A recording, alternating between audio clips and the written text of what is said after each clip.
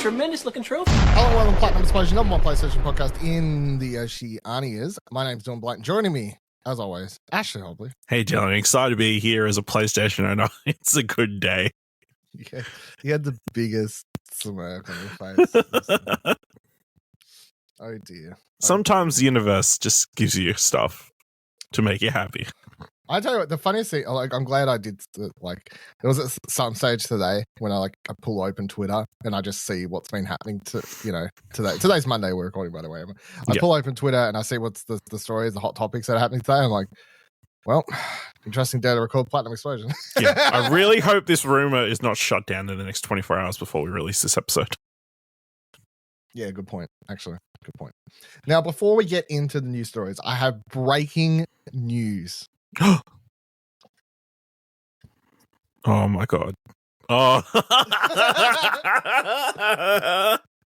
Dylan gone purchased himself the stupid overpriced fucking backbone. What's this thing called again? PlayStation Portal. Should I do it? So we're gonna do an unboxing? It's not live. Yeah. I mean, it's an audio podcast, but we can just describe it for everyone. So I mean, technically, I'm pretty sure you can, with this program, you can pull the video if you wanted to. I don't think I've set it to record the video though. I think it's like on an emergency backup though. Is it? Oh. I think. I'll just try not to drop it. Whoop.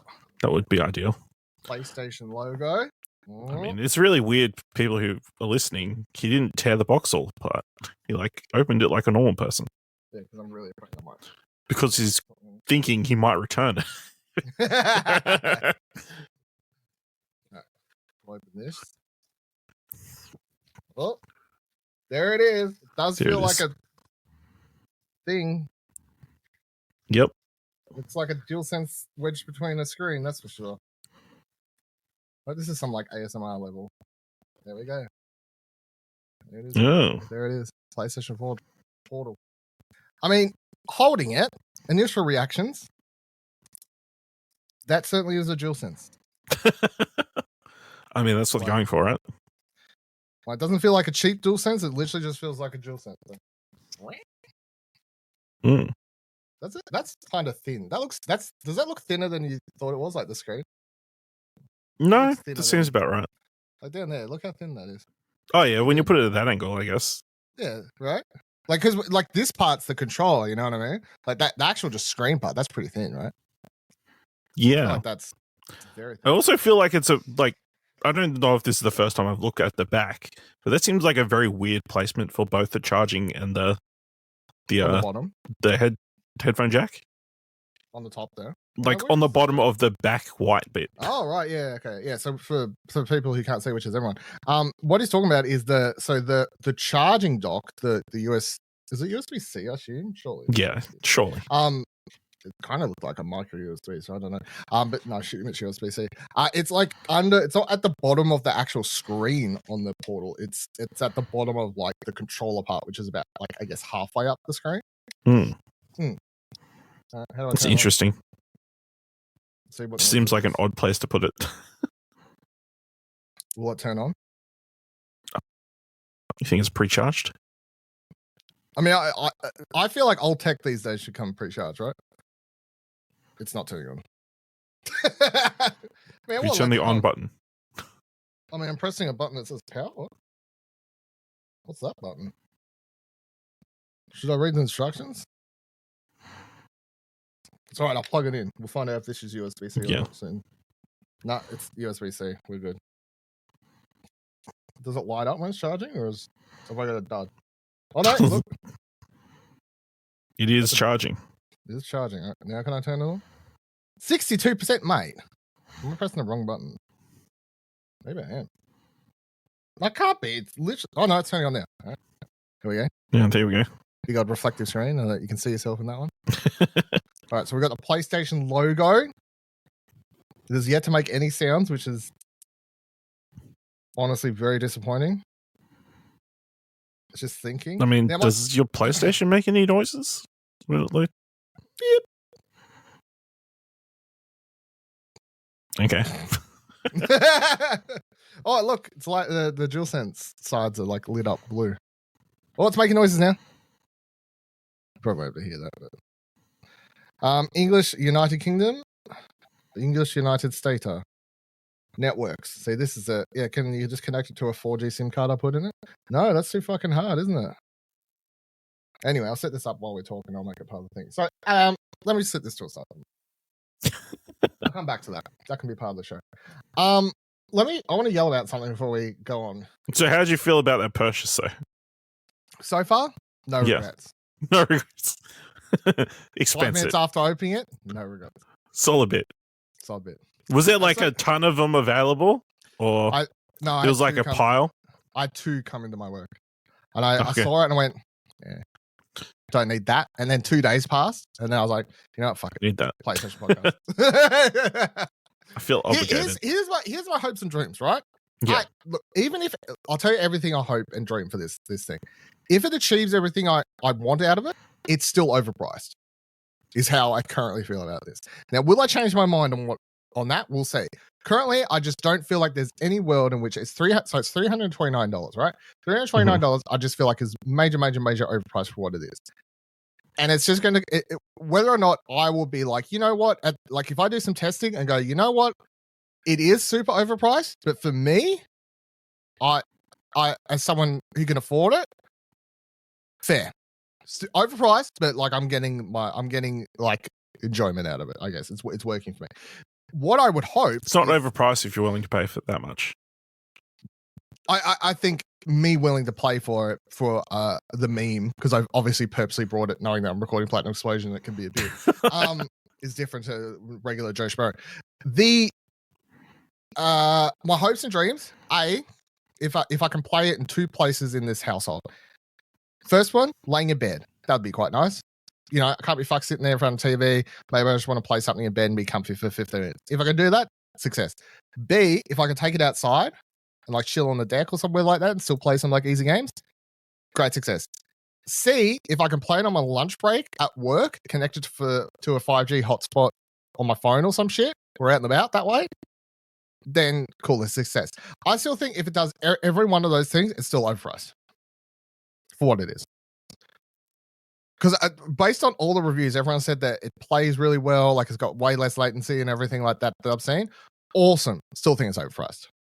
I'll eat my words. I'll change my, like if I come back here and say, no, I was wrong, it's definitely worth every dollar. We'll see. Currently, that's how I feel about the Portal. But yes, I brought it because I'll do a PlayStation podcast and I could do that bit just then. And it's always funny when I get to come on and record a podcast knowing that I'm going to do some like surprise reveal of a purchase that I brought. It's one of my favorite little things to do. It's not often I get to do it. Like, how often do I get to like reveal something on purchase? Yeah. Makes for a fun bit. Anyway, so let's talk about something that's fucked. So over at Push Square, they write Tomb Raider 1 to 3 Remastered has almost 300 trophies but 0 PS5 Platinums. Fucked as. Enormous part of the appeal when it comes to retro remasters and compilations, writes Pushy Square Sammy Barker. Tomb Raider 1 to 3 Remastered is earning sparingly new trophies and classic games. Developed as Spy appears to understand this, as it's plotting almost 300 trophies across the upcoming trilogy. However, there's a catch. While the PS4 version of the game will include free shiny platinum pops to unlock, there'll be 0 silvery blue gongs on PS5. This is allegedly due to some policy changes enforced by PlayStation, which prevented multi-game lists from featuring platinum, as previously evidenced by Uncharted Legacy of the Thieves Collection and Call of Duty Modern Warfare 3. So I think that's dumb. And I mean, here's the thing. People are going to get around this and say, well, I'll just buy the PS4 version. And it's like, well, obviously, like, what is really going to be the difference between a PS4 version and a PS5 version of this collection?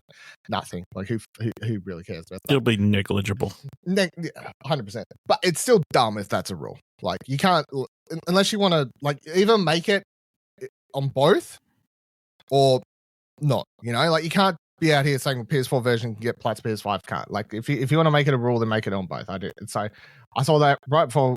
Well, no, Ash, obviously. Yeah, I saw that as I was looking for show notes before we started recording. So I just want to shout that out because it's dumb. Fucking dumbass decision. Ash, can you read through the next story while I continue setting up my... Because I want to give you the honor of going through why you're so happy this week. Well, I'll start with the first news, reading from Xbox Era, which everybody listening, you're like, what is Xbox Era? It's a website dedicated to Xbox news, which seems weird to be talking about a PlayStation podcast, which you'll understand in a second. Reading from Xbox Era. For many weeks now, rumors persisted regarding Microsoft's intentions to release a number of first-party games, namely Hi-Fi Rush and Sea of Thieves, on rival platforms. According to our sources, who have asked to remain anonymous because they have not been authorized to talk about company plans, their list of games also includes Bethesda's Starfield. Starfield released back in August 2023 to fairly positive reception, and was the biggest Bethesda game launch of all time, passing 6 million players now within a week of release.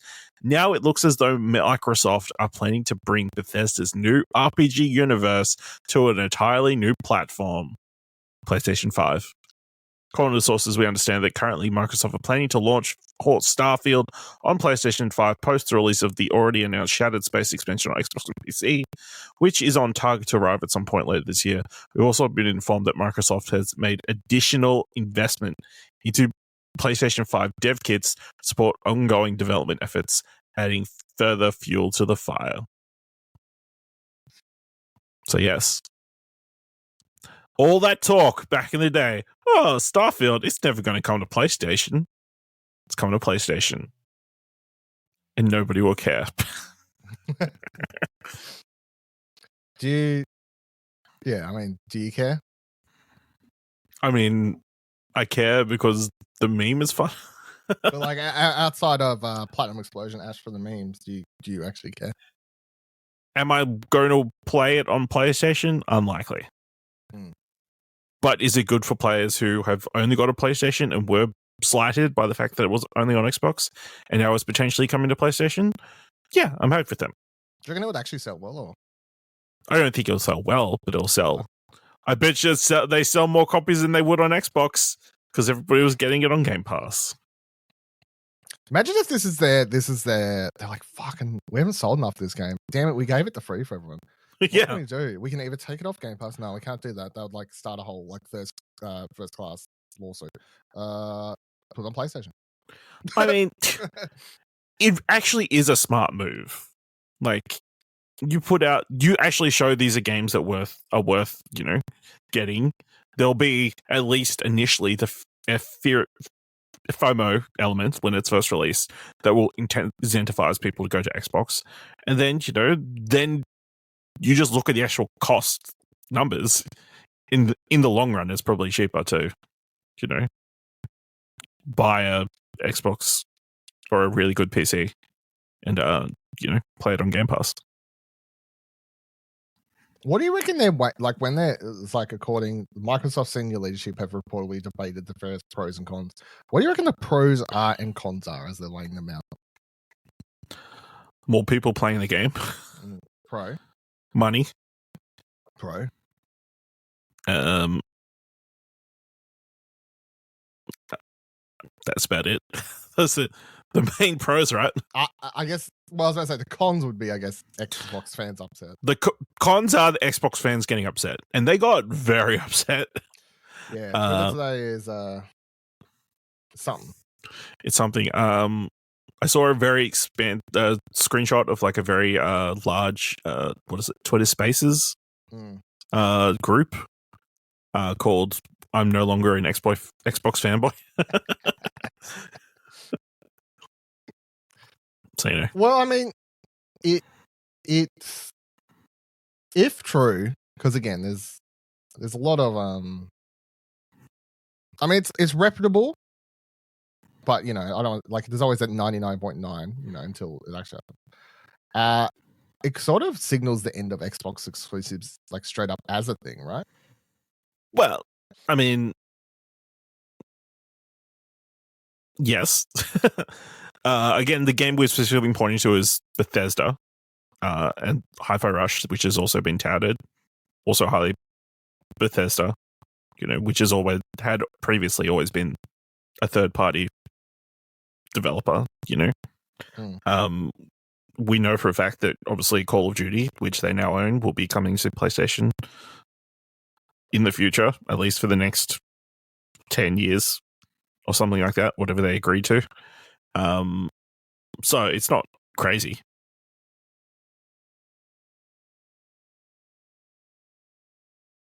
Yeah. I mean,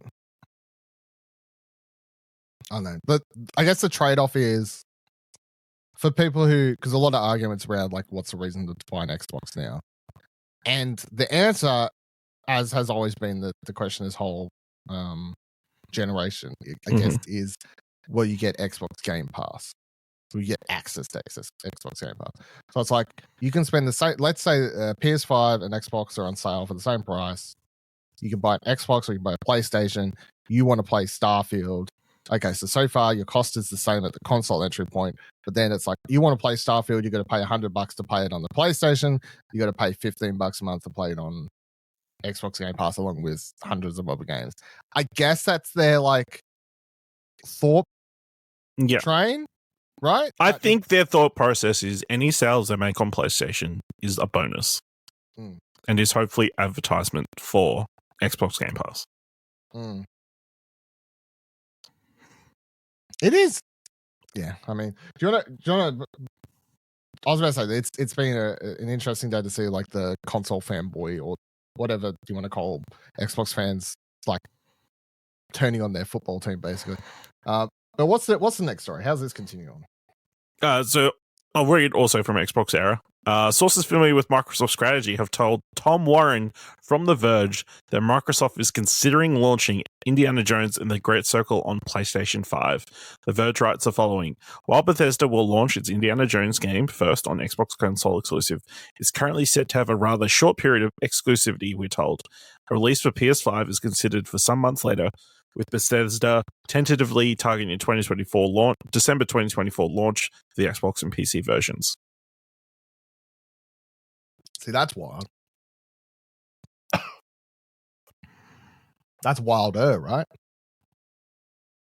I mean, yeah. Yeah, for the news that your biggest current like exclusive is going to potentially come to your competitor as well.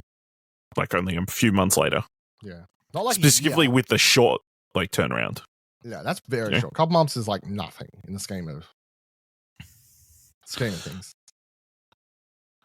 Yeah, I mean it's interesting. You also the idea brings up the idea of like films in cinemas and like, you know, you have it exclusive in cinemas for a certain period of time. And then you like just drop it on VOD to try and recoup whatever money you did make at the start. And it kind of feels like that a little bit. Like they're potentially, you know, it feels like they're trying to make as much money as possible. Which, I mean, it's not a terrible strategy. Yeah. I wish they'd wisened up because maybe then a bunch of people wouldn't have gone fired last week, but you know, all the people buying Redfall on PlayStation would have saved all those people's jobs.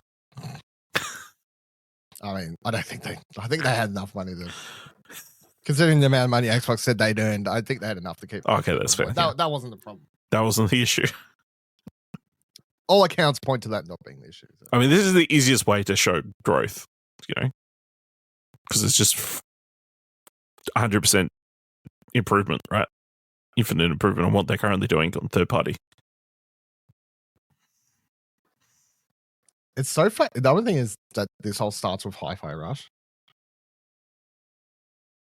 That appears to be based. I mean, that was the starting point of all the rumors and kind of the investigation, I guess. And that will be, I guess, that will be the first game. Likely. Which makes sense. And that's coming to Switch and PlayStation. Well, I mean, the other game that they brought up was Sea of Thieves, which also would make a lot of sense to bring to other platforms, especially at this point where it's probably in its best state. Yeah. It'd be like launching No Man's Sky at this point on something. So, interesting week so far. I'm looking forward to how things plan out because, you know, because I'm just, you know, flashbacks to when we did an emergency arcade couch when they announced they were buying Bethesda. And you and Kieran were super adamant that they were going to keep everything exclusive to Sony, Xbox. Yeah. And now we're looking down the barrel of them. It made a lot of sense to say that. It made a lot of sense at the time. But then the several years of giving away their games for free proved to be not a strong strategy. Crazy, the idea of selling physical games comes back into vogue, am I right? Selling games at full price would be a thing. Indeed. Everything comes back around. How crazy. The subscription thing is not going to last forever. Crazy. You know what will last forever? You're actually buying a title. Unless they're digital and they decide to delist it or remove it from the store for whatever reason. Or it's an online game and then they kill the servers. Well, stay tuned to see how that plays out. Whether or not we find out news on any of that soon, who knows? But I mean, you know what that also could potentially mean? Yeah, hit me. That other Hideo Kojima game could also come to PlayStation. It's not even an Xbox game. It's just a fucking game. An Xbox game just means it's Xbox first. There's no like exclusive. It's just Xbox first. Yeah. All right. So last story for the week, reading from TheSixthAxis. The Last of Us 3, Naughty Dog has concept for one more chapter. If you're hoping Naughty Dog would spill the beans on The Last of Us 3 in its newest documentary, then we've got bad news. Hot in the heels of their Last of Us 2 PS5 Remastered, studio has released a 2-hour behind-the-scenes video that looks at how the gritty survival horror sequel was made. Exploring just about every aspect of the game's development. It features interviews with Naughty Dog key staff, including director Neil Druckmann. He confirms that while The Last of Us 3 may not be in active development, he has a concept for the game that could tie the trilogy together. He admits that for years he hasn't been able to find that concept, quote, but recently that's changed, end quote. And that's where the documentary ends. It could be a long while before we catch our first glimpse at The Last of Us 3 or those initial plot details or the sequel's ending holds clues to where Naughty Dog could potentially go next. You've watched the whole documentary within context because I haven't quite finished it yet. Yep. That last scene, is that like filmed ages ago? Is that recent? Like what's the... No, that's recent. So for context, obviously they were filming the entire process of making the game. The reason it never came out is because they stopped production of the documentary when COVID hit, which is disappointing because obviously that is arguably the juiciest period of time, unfortunately, in which they could have been filming. So it is very recent. Like Neil Druckmann talks about like the show and stuff. So it's got to be filmed within the last 12 months. So yeah, he specifically says he has an idea for what he wants to do. He has a concept similar to the concepts he's had for the first game and for the second game.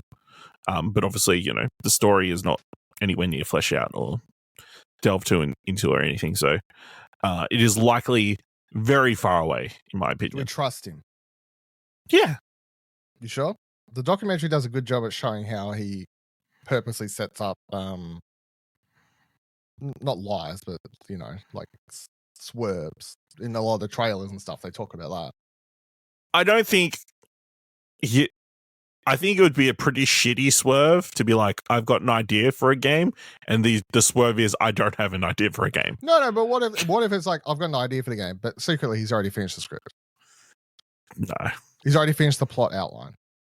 I mean, in that regard, if he's complete lying about how far along he is, whatever.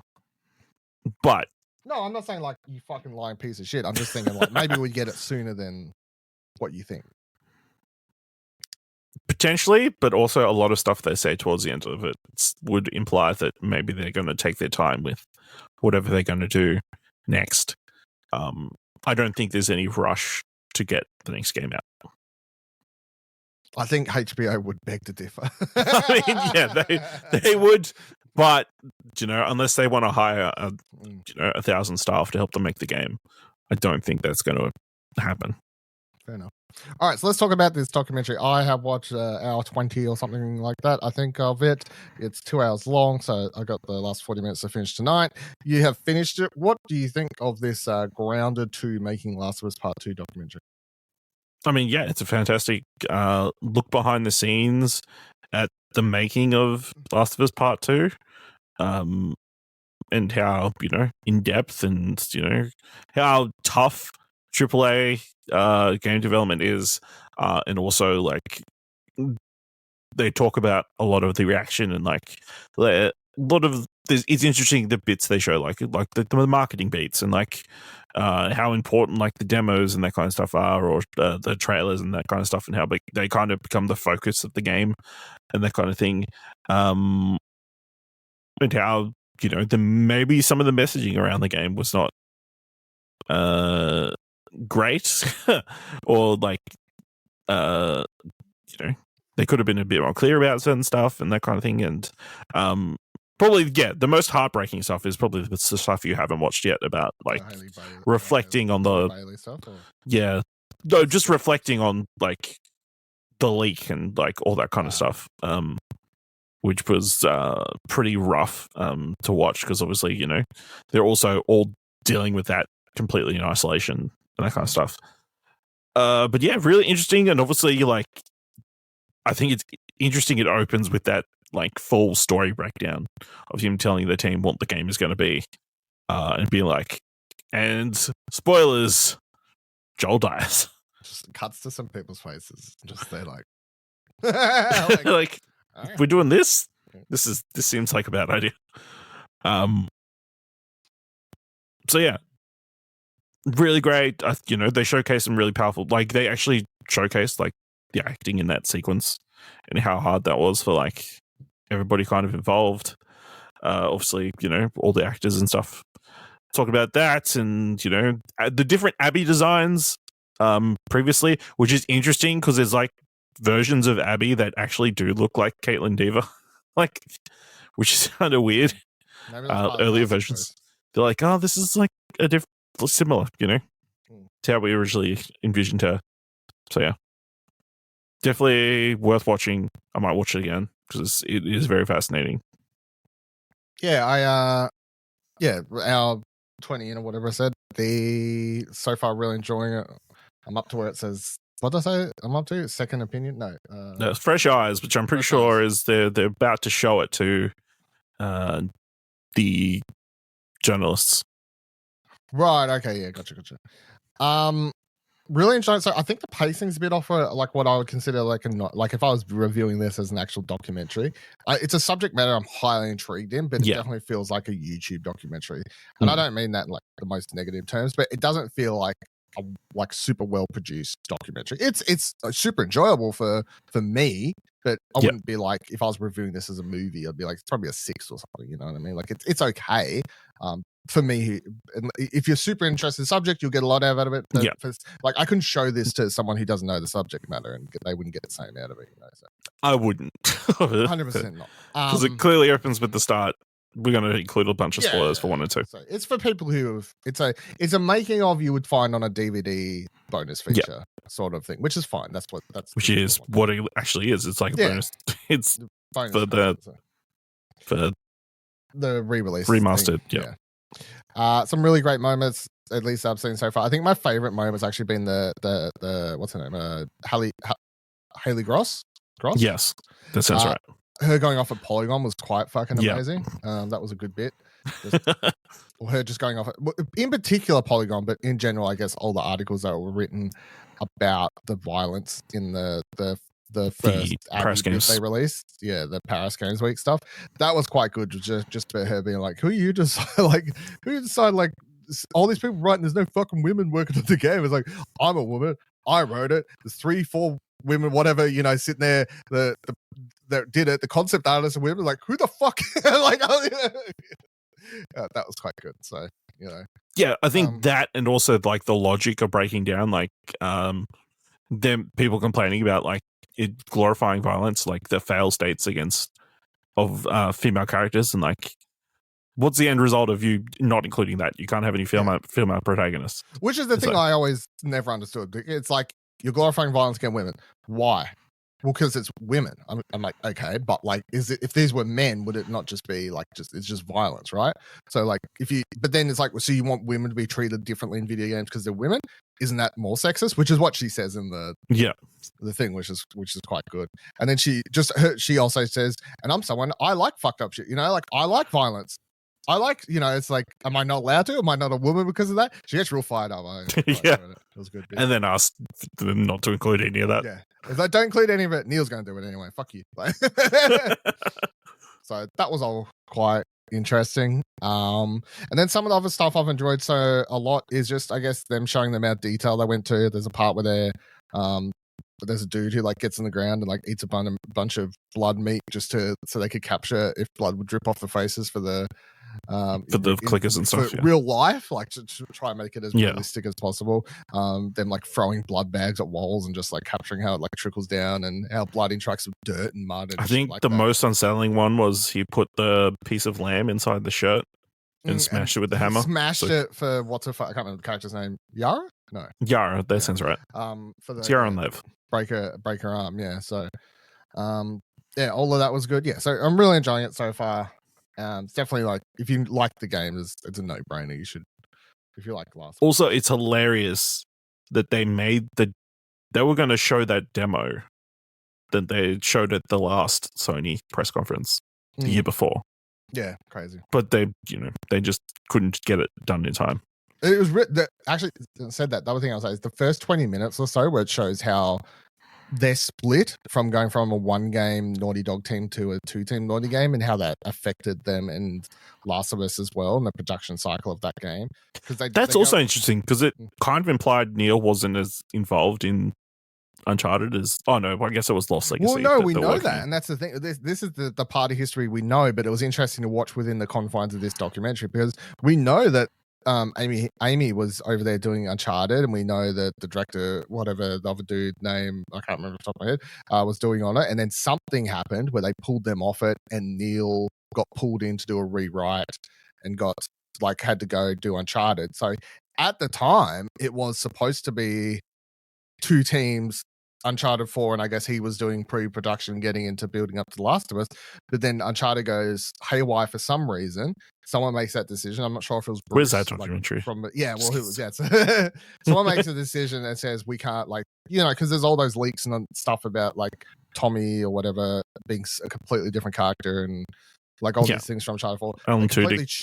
Completely changed Uncharted 4 when Neil comes in, and then he ships Uncharted 4 and then goes back to Last of Us. But then even when they're back on Last of Us, they're still trying to do the two thing, and they're doing this DLC for Uncharted, which turns out to be way bigger than they wanted it to be with the Lost Legacy. There's a part where they're talking about trying to ship that game at the same time as doing the demo, and they had to we just don't have the resources. And it's just interesting to hear because in particular the resources were the amount of people they had working on sound and something else, and they're like, we need both these things in particular being worked on a lot at the moment. We just don't have the team. It's like sound and lighting or something. So very two particles. That's two very particular teams that needed to be working on both the demo and fixing things to ship a game, and they were struggling to find that balance. So I think it's stuff like that I find, I'm like, this is the stuff where I'm like, you go, oh yeah, because like it could be that you're like 90% of the studio's done all their work, but if you're trying to do two games, what if it is a case of they're both here, but you've got a bunch of people free, but those people don't have the skills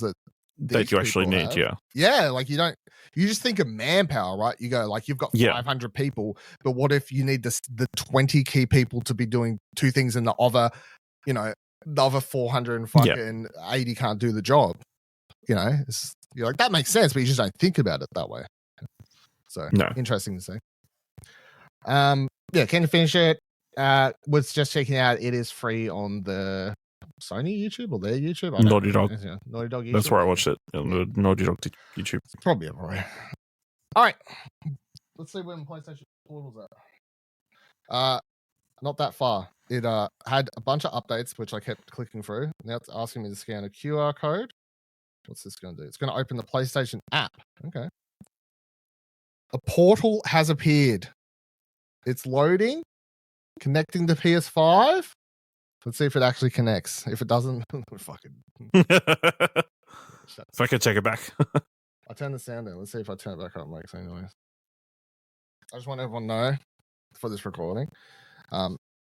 Ash hated the PlayStation Portal so much, he's just up and left the entire room. I think me trying to connect my PlayStation Portal may have crashed his PlayStation. I'm not sure. All right, so my PlayStation's turning on. Where did it say to go? I've already forgot. Settings, system, remote play. All right, systems. I've got a game suspended too. I wonder if it'll open it once I connect it. System. Connecting.